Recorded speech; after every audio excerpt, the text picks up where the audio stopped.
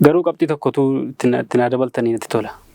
Isheenis maali wantoota haga ammaatti hin xumuramnetu jira. Ajandaa haga ammaatti hin xumuramne kan namni yeroo hundaa kaasu waa'ee baaroo fi badhoo wajjin wal qabate. Yeroo sana akka achi turtanii isinis kitaaba keessan keessatti barreessitaniitu namoonnis yeroo maqaa keessan dha'anii miidiyaa kanarraas ni argama.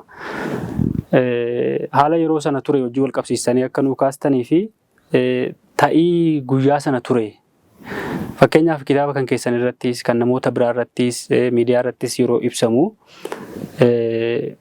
badhoon sammuunsaa sirriin turre sanarraa ka'eeti gara tarkaanfii sanaatti seename kan jedhudha kan isin kaastan.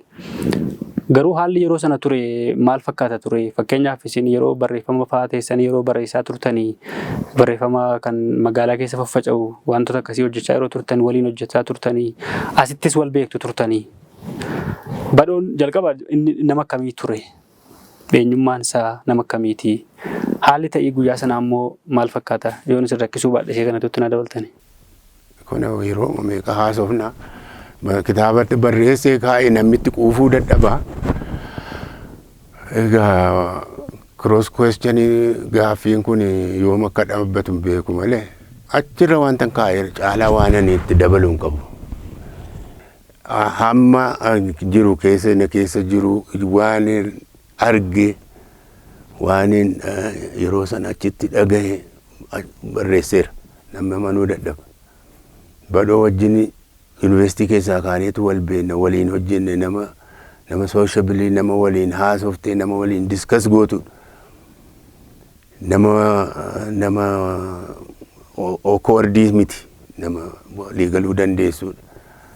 Badhoon dur beekuu fi gaafa achi dirree dhaqu ittisa argu tokko naa ta'uu dide. Waliin bullaa waliin oollaa waliin barreessaa oollaa. Waan xiqqootti aaraa waan hundumaatti shakkuutti jira. Haala sanaan isarratti arge. Kana booddee akkuma waan kitaaba irra kaa'e sana yoo irra deebi'i jennaan jette ta'ee kakannaadhaan irra sii deebi'a. Sanaa alatti wanti gara biraan jiru. Namni badhoon ka'ee jara baarootti dhukaasa jedhee namni yaaduus hin jiru. Ta'ee wanti sun isaan accident waan silaa ta'uu hin qabne ta'e. Gara malee gadi qotanii sababa isaan gidduu rakkootu jiraadhaa fi maaliidha waan meeqa gaafaaf eegeetti baasaa jiru dubbii namni. Maaliif akka barbaachisu hin godhu? It is an accident ta'ee haalli inni itti ta'e immoo akka sana. Sanuma walii fudhatee maaliifitu namni waan kana biran darbine maaliif tuttuqanaa hin galu? Waan an barreesse sanarraatii wanta jijjiiru hin jiru. Dhugaan jirus kana. Namoonni waan kana yeroo kaasanii wantoota ifan taane yookiin wantoota sirriitti hin ibsamnetu jira. Amma ergasii boodayyuu namoonni baay'een balaan akkasii yeroo baay'ee uumamee qabsoo keessatti namni baay'een balaa akkasiitiin namni wareegameera. Garuu kan isaanii kana waan inni jalqabarraa kaasee sirriitti ibsamee hin barreeffamneef ta'uu yookiin hin himamneef ta'uu hin beeku. Haga har'aallee haga teenyees wajjin haasofnu kanallee namni dhimma kana ajandaa godhatiituma inuma haasa'a. Amma booda keessa shakkiin tokko amma akka mataa kottis kan inni qabu fakkeenyaaf gaafa gara qabsoo hidhannootti akka deemamuuf Finfinnee irraa gaafa murtaa'u utuu namoonni Finfinnee keessa jiran gara qabsoo hidhannootti yeroo deemanii asumattuu yaadi waldiddaan wayii akka ture jechuun waldiddaa sirnaatu hin taane qajeelloomatti asuma turree dura haala mijeeffannee gara qabsoo hidhannootti deemna kan jedhu akka turedha yaadi kan ibsamu. Fakkeenyaaf jaarraan fa'aa gaafa gara dirree bahaa deemanii qabsoo hidhannoo jalqabuuf gaafa deemanii warri magaalaa Finfinnee jiranii baaroon fa'aa haala kanaan qabsoo hidhannoo jalqabuun gaarii miti. Duras Jeneraal Taaddasaan fa'aas Elemoon fa'aas qabsoo kana jalqabanii waan gufatee fi dura ijaarsa tolfannee gara qabsootti deemna gara qabsoo hidhannootti deemna haala kanaan hin deemamuu jedhamee akka yaadni akkasii akka ture. Garuu jaarraan fa'aa yaada kana fedhii mataa isaaniitiin kaka'umsa isaaniitiin yaada kana jijjiiruu waan didanii fi fedhiin isaanii kun kabajamee akka deemame. Akkasumallee badhoon illee gaafa asii deemu inni illee akkuma jaarraa sanatti akka deeme jechuun magaalaa akka turu yaadi dhiyaatee garuu inni dafee deemuu waan barbaadeef dirree deemuuf fedhii isaa waan tureefi akka dirree sana deemee kan namoonni kaasani. Erga achi deemame immoo erga baaroon faa deemanii yaadii dhimmoota qabsoo hidhannoo kana wajjin wal qabatan yaadii wal faalleessu yookiin yaadii wal mormu yaadii diddaa bakka sana tureera tarii bakka sana turtan waan ta'eef dhimmoonni kun tarii sababa ta'uu danda'u laata kan jedhu hin kaasuu barbaade. Jiru lakki falmiin nuti waan akkasii jedhu hin jiru. Jaarraan faani akkan odeessa dhagayeet beekutti. Finfinnee dhufanii jaalbaaroo fa'aa wajjin haasa'anii mari'atanii nuyi achi deebinee qawweedhaanii hidhannoo jalqabna qabsoo hidhannoo jalqabnaa kanaan deeman. Eegachi dhaqaniis immoo hidhannoo jalqabaniiti sapilaayiin adda addaa dhaaba Finfinnee irraati ergamaafii ture. Wanti barbaachisaa ta'e ergamaafii ture walitti hidhata qabu. Walgahii 77 taa'etti iyyuu immoo nama ergadhaa jedhamani 76 taa'etti iyyuu nama ergadhaa jedhanii wakiila ergatanii irraa qooda fudhataa turan walitti wal quba qabeenyi ni ture jechuudha. Jaarraan faani nutu qabsoo hidhannoo jalqabe nuyi dhaabii jechuun isaanitti buluu hin danda'a. Maaliif inni jaarmiyaan adda bilisummaa Oromoo inni Finfinneetti hooggana filatee jiru sun warra sanaa fi gahaatti hin ibsamne natti fakkaata. Inni kun madda wal hubannoo dhabuuti. Garuu ajjechaa kanarraa wajjin walitti hidhatan qabu. Kan badhoona nu ergaa jedhee gaafate iyyuu jaarraa fa'i nama siyaasaa nama wanni nu barsiisu nu ergaa jedhamee baaroo fa'i kan fuudhanii ergan. Wal hubannaadhaan naqee malee kophaasaa ofuma isaatii duwwaadhaan murteeffatee miti kan naqe akkan beekutti yeroo sana wallaggan ture. Haa ta'u malee akkan dhagayetti akka kana. Inni sunii fi haalli amma badhooni keessa seene suni waa walitti hidhatu miti. Silaanatti kaasee na waliin diskas godhanne. Angaafi gaafadhee attamiin studying jiraa political education jiraa jedhee gaafadhee badoo waan akkasii hin jiruu naan jedhe. Isa immoo itti gaafatamaan siyaasaa. Sagalee bosonaa barreessuu malee isaa ijoollee walitti qabee barsiisuun argine. Tarii wanti inni expect godhee dhaqeef achitti arge walitti wal duraa rukutuun ni mala. Hin beeku sana. Ta'u malaa kiyyaa ta'u ofiin dubbadhu. Kunis waan inni yaadee isa kana jechuun danda'u har'aan natti fakkaataadhaan hin jedhamu. Kanaaf dubbiinsaa waan ta'uu hin qabne.